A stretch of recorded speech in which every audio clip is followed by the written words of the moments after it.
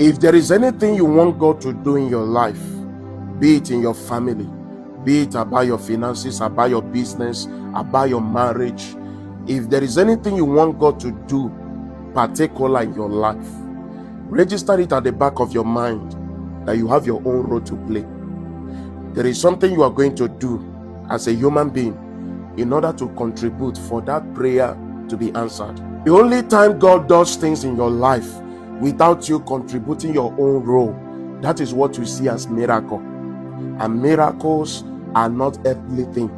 It's not a universal thing. These worlds are not made or created in a way to be operated by miracles, rather by principles. There are principles, spiritual principles that are guiding this universe, both physically and spiritually. That is why the rainy season will come, the dry season will come, and there will be a time for you to sow, and there will be a time for you to reap what you have sowed. This universe is orchestrated and made, created by God, by principles, and not meant to be operated by miracles. And this is one of the reasons why we come across dreams as human beings, because you come across dreams in order for you to pray. God wants you to be aware of some certain things going on in order for you to play your own role, play your own part.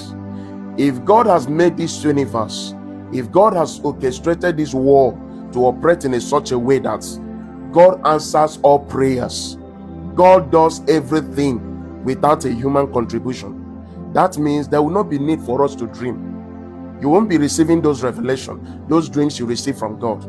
Those dreams about your life, about your family, about your children, about your marriage, about your plans, about your future. These dreams will not come. There will not be any need to come across dreams. But for you to come across dreams, it means that you have your own role, your own part to play in the journey of life. So ask yourself, that thing you have been praying for, you are in New Year 2026. What is that thing you have been praying and asking God to do for you? What role, what contribution, what are you going to do about that thing before that prayer can be answered? Yes. If it's about marital breakthrough, what are you going to do in order to effect that miracle, in order to make it to come to pass? Is it about your character? Is it about your personal development?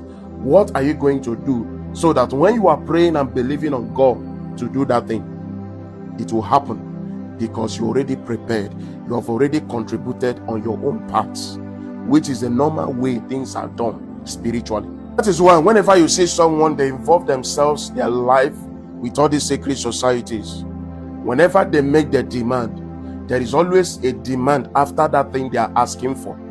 What are you going to contribute? What are you bringing to the table? What are you going to bring in order that thing you are looking for to happen? So just understand, in the law of spirituality, there is a contribution. There is something you are going to do. I hear what I'm saying. While you are praying, you are preparing yourself.